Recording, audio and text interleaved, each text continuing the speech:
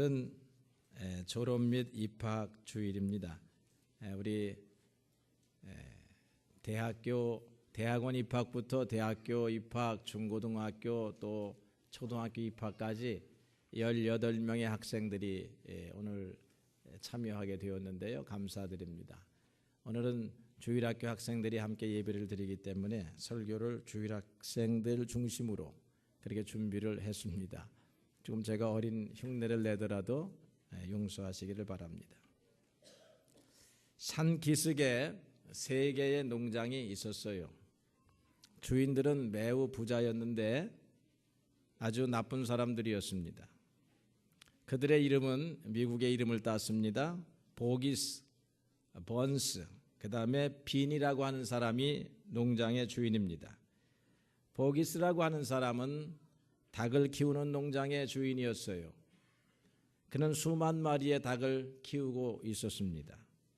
번스는 오리 농장의 주인이었습니다. 여기도 역시 수만 마리의 오리가 있었습니다. 빈이라고 하는 사람은 돼지 농장의 주인이었습니다. 이 3사람은 그 지역에서 아주 부자로 소문이 났습니다. 그 산기슭 위로 나무가 많은 숲이 있었습니다. 그 숲에는 큰 나무가 있었는데 큰 나무 밑에 조그만한 구멍이 있었어요. 그 나무 구멍 아래에 아빠 여우, 엄마 여우 그리고 4명의 어린 새끼 여우가 함께 살고 있었습니다. 어두움이 산기슭에 이렇게 찾아오게 되면 매일 밤 아빠 여우, 미스터 여우는 부인에게 이렇게 말을 하곤 했어요. My darling, 오늘 밤에는 무엇이 먹고 싶어요? 치킨이 먹고 싶어요? 오리가 먹고 싶어요? 돼지가 먹고 싶어요?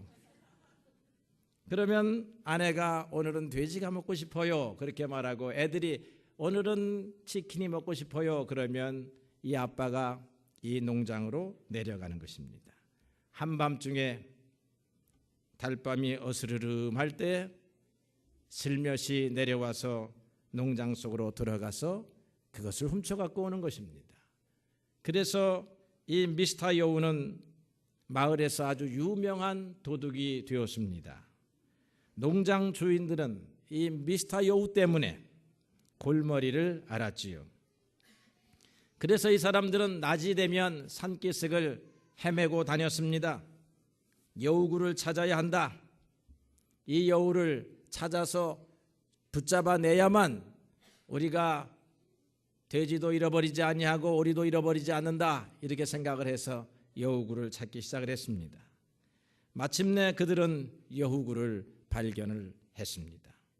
어느 날 낮입니다. 여우들이 밤새 훔쳐온 고기를 잘 먹고 나서 잠들어 있는 낮 시간에 갑자기 요란한 소리가 들리는 것입니다. 그때 민감한 엄마, 이 엄마 여우가 눈이 떴습니다. 그리고 소리를 귀 기울여 보았습니다. 무엇인가 땅굴을 파고 있는 소리가 들렸습니다. 그래서 얼른 가족들을 깨우기 시작을 했습니다. 여보 일어나세요. 얘들아 일어나거라 이렇게 말을 합니다. 그러니까 다 같이 일어나면서 깜짝 놀라서 말합니다. 무슨 일인데? 무슨 일이에요 엄마? 농부들이 우리 굴을 파고 내려오고 있어. 아마 그들이 우리를 죽이려고 하는가 봐. 큰일 났어. 그럴 때 아빠 여우가 어깨를 딱 폼을 잡으면서 얘기했습니다. 염려하지 마. 절대로 우리는 농부들의 손에 잡히지 않아. 하고 아내와 아이들을 안심을 시켰습니다. 그런데 이 천정에서 돌멩이가 떨어지기 시작합니다. 흙부스러기가 떨어지기 시작합니다. 드디어 저 천정 끝에서 농부들이 파내려온 삽 끝자락이 보이기 시작을 했습니다. 그러니까 이 엄마 여우가 울부짖기 시작했습니다. 4명의 아이들도 울부짖기 시작을 했습니다. 엄마는 이 4명의 여우 자기 새끼를 품에 안고 두려운 얼굴로 눈망울이 크게 자기의 남편을 쳐다보고 있습니다. 그야말로 일촉즉발의 순간입니다. 이제 더 이상 피할 데가 없을 것 같습니다. 그때 미스터 여우, 아빠 여우가 비장한 목소리로 이야기합니다. 방법을 찾았다. 다 나를 따라오너라. 빨리 따라와. 꾸물거릴 시간이 없어. 그러면서 이렇게 스스로 되뇌었습니다. 여우들이 인간들보다 굴을 훨씬 더 빨리 판다는 것을 저 인간들은 모를 것이다. 이 세상의 어느 누구도 우리 여우들보다 굴을 더 빠르게 파고 내려갈 수는 없다. 그리고는 앞다리로 흙을 파기 시작을 했습니다. 이쪽으로 파고 내려오니까 굴 따라 옆으로 가야 터널을 만들어야 돼요. 어떻게 파기 시작을 했느냐면 앞다리로 이렇게 하는데 손이 안 보이더라 이 말이에요. 얼마나 빠른지 손이 안 보입니다. 그러니까 아빠 여우가 손으로 흙을 파내는 것을 보고 엄마 여우도 파기 시작을 했습니다. 새끼 여우들도 파기 시작했습니다. 6명이 전부 다 흙을 파기 시작하니까 옆으로 길이 생기기 시작을 한 것입니다. 1시간쯤 파들어 가고 나니까 긴 터널이 생겼습니다. 그들이 파들어 온 굴이었지요. 미스터 여우, 아빠 여우가 말을 했습니다. 우리가 드디어 해냈다. 농부들이 우리가 이렇게 옆으로 파들어 온 것을 모르고 계속 한 장소만 파고 있을 것이야. 그럼 땅 파는 데야 우리 여우들을 이길 사람들이 어디 있겠느냐. 이제는 안심해도 좋다. 그렇게 말을 하니까 엄마 여우가 아이들을 바라보면서 자랑스럽게 이야기합니다. 얘들아, 너희들은 명심해야 된다. 너희 아버지가 아니었다고 하면 오늘 우리 모두는 사람들에게 붙잡혀가서 죽고 말았을 거야. 너희 아버지는 이 세상의 어느 누구와도 비교할 수 없는 훌륭한 아버지이다. 정말 끝내주는 아버지이다. 여러분, 자식들한테 끝내주는 아버지라는 소리를 한번 들어보셨습니까? 여러분, 오늘 저는 여우 이야기를 하려고 하는 것이 아닙니다. 하늘에 계신 우리 아버지가 이렇게 끝내주는 아버지다라고 하는 사실을 여러분들과 함께 나누려고 하는 것입니다. 이스라엘 백성들은 400년 동안이나 노예살이를 했습니다. 하나님이 모세를 보내서 그들을 애굽 땅에서 해방시켜 데리고 나옵니다. 하나님이 바로보다 더 큰 권세와 능력으로 이집트 땅에 재앙을 내리기 시작합니다. 개구리를 보냅니다. 이를 보냅니다. 재앙 역경을 보냅니다. 메뚜기를 보냅니다. 바리떼를 보냅니다. 바다를 피로 만들어 버리십니다. 그래도 이스라엘 백성들을 도와주지 아니하니까 하나님께서 마지막 방법으로 오늘 우리가 읽은 말씀에 의하면 하나님께서 천사들을 명하셨습니다. 멸하는 자를 명하여 애굽의 백성들의 장자를 다 죽이거라 그렇게 말하지요. 그러면서 이스라엘 백성들에게 표식을 하나 주었습니다. 너희는 어린 양을 잡아서 그 어린 양의 피로 너희들의 들어가는 입구의 문 위로는 인방입니다. 옆으로 있는 문이 문틀이 설주입니다. 여기에다가 바르라고 하는 것입니다. 하나님이 약속한 이 방법에 따라서 어린 양을 피를 내어서 바르는 집마다 이 집은 내 백성이다 하고서 멸하는 자를 지나가게 하시고 그리고 애굽의 집에는 들어가게 하셔서 바로의 장자부터 감옥에 있는 아이 사람들의 장자부터 모든 가축의 첫 새끼까지 죽이는 그런 일이 벌어지게 되었다라고 하는 것이지요. 하나님의 기적적인 능력에 하나님께서 당신의 백성을 사랑하기 위해서 보여주신 이 놀라운 기적으로 인해서 그들은 극적으로 애굽에서 탈출을 하게 됩니다. 그런데 이제 그들이 어디로 나왔느냐 하면 홍해가 앞으로 나왔습니다. 며칠이 지나지 아니해서 바로의 생각이 달라지기 시작을 했습니다. 온 군대를 명령했습니다. 저 이집트에서 탈출한 이스라엘 백성들을 다시 붙잡아 오너라. 바로의 군대가 점점 가까이 다가오자 이스라엘 백성들은 두려움과 공포에 떨었습니다. 완전히 정신을 잃어버린 백성들은 모세를 붙잡고 울부짖습니다. 그러나 모세는 믿음의 사람이었습니다. 하늘에 계신 아버지께서 그들의 적들을 물리칠 수 있다라고 믿었습니다. 모세는 백성들에게 이렇게 말했습니다. 너희는 두려워하지 말고 가만히 서서 여호와께서 오늘날 너희를 위하여 행하시는 구원을 보라. 너희가 오늘 본 애굽 사람들을 영원히 다시 보지 아니하리라. 여호와께서 너희를 위하여 싸우시리니 너희는 가만히 있을지니라. 하나님은 믿을 수 없는 방법으로 홍해의 물을 가르셨습니다. 오늘 여호 이야기를 들어보니까 하나님께서 어떻게 홍해의 물을 가르셨을까 이렇게 한번 상상을 해보았습니다. 하나님께서 천사들을 동원하셨을 수도 있겠죠. 천사들에게 홍해가를 가로로 질러 서거라. 그래서 천사들의 날개를 펴가지고 물길을 끊으셨을 수도 있었겠다. 그런 생각이 들어요.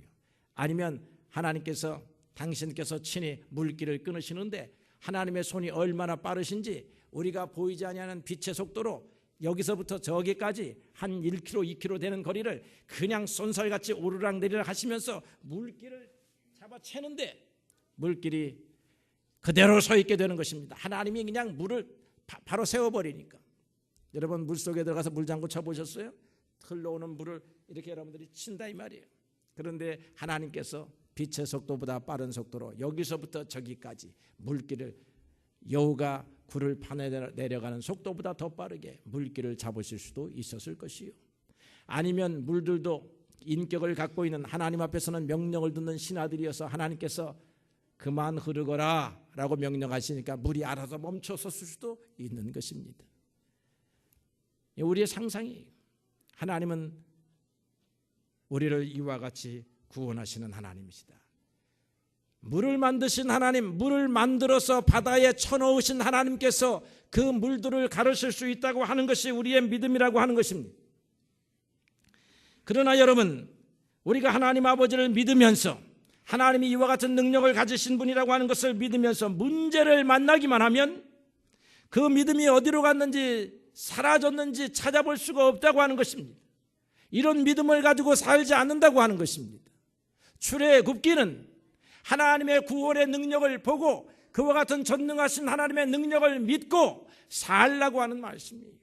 너희가 광야의 길을 걸어갈지라도 하나님의 능력을 믿고 살라고 하는 것입니다. 너희가 가나안 백성을 만난다 할지라도 너희들을 의지하지 말고 이 전능하신 하나님, 끝내주시는 하나님, 여러분을 사랑하시는 하나님을 믿고 살라고 하는 것이 출애굽기의 말씀이라고 하는 것입니다. 예수님께서 제자들과 함께 배를 타고 갈릴리 호수를 건너가십니다. 그럴 때에 풍랑이 일어나니까 제자들이 어찌할 줄 모르고 있다가 고물 뒤에서 배 뒷머리에서 주무시고 계시는 예수님을 깨웠습니다. 예수님께서 일어나셔서 바다를 잔잔케 하시고 난 다음에 그들에게 말하기를 어찌하여 무서워하느냐 믿음이 없는 자들아, 그렇게 말씀하신다는 거죠. 오늘 우리는 심각한 위험에 처하기도 하고 우리가 헤쳐나갈 수 없는 역경에 던져지기도 합니다. 그러나 여러분 두 가지를 기억해야 합니다. 첫째로는 하나님은 여러분이 만난 문제보다 훨씬 크신 분으로 여러분의 만난 문제를 해결할 수 있는 능력을 가지신 분이라고 하는 사실입니다. 두 번째로는 그 하나님이 여러분을 사랑하시는 좋으신 아버지, 끝내주시는 하나님, 여러분들을 위하여 자기의 모든 것을 내어놓으시는 그런 하나님이라고 하는 것입니다. 오늘 우리 입학과 졸업을 맞이하는 학생들에게 말하고 싶습니다. 여러분들은 아직 험난한 인생의 중심에 들어가 보지를 아니했습니다. 인생의 깊이에 들어가면 들어갈수록 소용돌이가 많아서 정신을 차릴 수 없는 것이 인생이에요. 그것을 대비하기 위해서 여러분 기능도 배우고 지식도 배우고 경험도 쌓고 하는 것입니다. 그러나 아무리 능숙한 장인이라 할지라도 이 어려움을, 여러분 앞에 놓여져 있는 이 험난한 어려움을 능숙하게 다룰 수 있는 사람은 이 세상에 아무도 없습니다. 나의 능숙한 기술과 지식을 가지고 해결할 수 없는 문제들이 산더미와 같이 쌓여져 있는 것이 인생살이입니다. 여러분 그때에 여러분의 문제를 해결하시는 하나님을 기억하셔야 합니다. 그 하나님이 여러분의 좋으신 아버지라고 하는 사실을 기억해야 합니다. 하나님이 여러분들과 함께하면 위기가 기회로 바뀌게 되는 것입니다. 하나님께서 여러분과 함께 하시기 때문에 위기가 변하여 기회가 되지요. 눈물과 탄식이 변하여 기쁨과 승리의 환호로 바뀌는 것입니다. 하나님이 도와주시기 때문에 그런 것입니다. 하나님의 아들이시며 우리의 구주가 되시는 예수님께서는 우리에게 오늘 이렇게 말씀하십니다. 요한복음 14장 1절에 보니까 너희는 마음에 근심하지 말라. 하나님을 믿으니 또 나를 믿으라고 하셨습니다. 사랑하는 성도 여러분, 좋으신 아버지, 끝내주시는 하나님, 여러분의 삶의 문제를 다루시는 하나님을 믿는 믿음으로 여러분의 광야의 인생의 길을 걸어가시는 성도 되시기를 바라고, 우리 젊은 학생들은 앞으로 여러분에게 닥쳐올 인생의 길에 아버지의 도움도 필요하고 선생님도 도움도 필요하지만 하나님의 도우심이 필요하다고 하는 사실을 알고 살아갈 수 있게 되기를 예수님의 이름으로 축원합니다.